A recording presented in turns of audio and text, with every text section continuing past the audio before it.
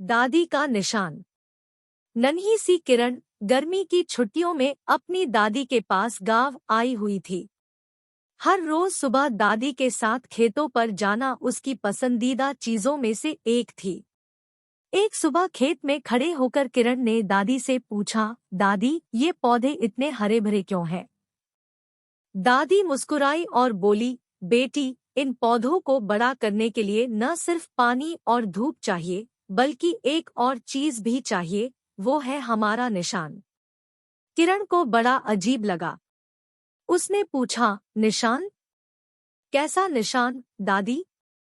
दादी ने आगे बढ़कर मिट्टी में अपना हाथ डाला और एक मुट्ठी भर मिट्टी निकाली।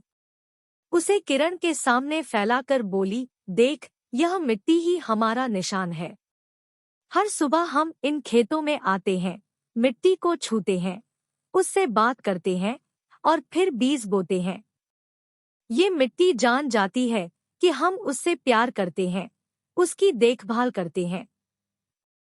इसी प्यार का जवाब ये हरे भरे पौधे हैं।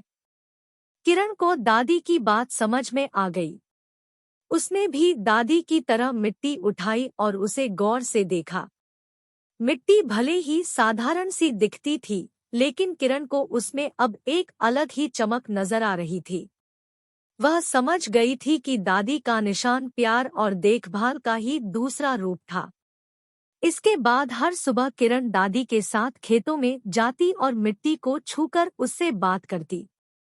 उसे यकीन हो गया था कि उसका भी एक छोटा निशान इन खेतों में जरूर छूट जाएगा।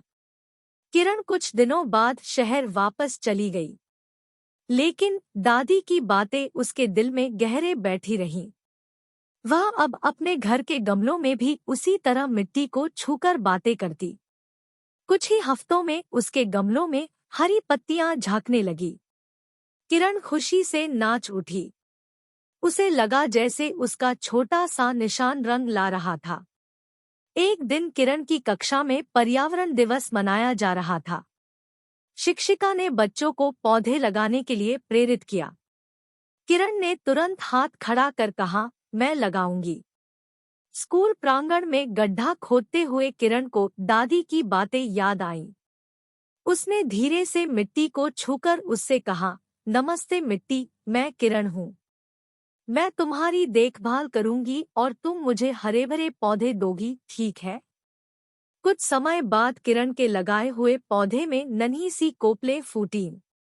किरण हर रोज उस पौधे को पानी देती, उसकी देखभाल करती और उससे बातें करती। धीरे धीरे पौधा बड़ा होता गया और उसकी शाखाओं पर सुंदर फूल खिलने लगे।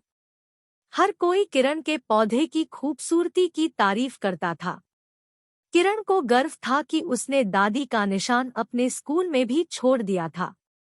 वह जान गई थी कि प्यार और देखभाल का निशान ही प्रकृति को हरा भरा बनाता है। निष्कर्ष यह कहानी हमें बताती है कि प्रकृति के प्रति प्यार और देखभाल का भाव ही पर्यावरण को बचाने का सबसे कारगर तरीका है। दादी का निशान हमें यही सीख देता है।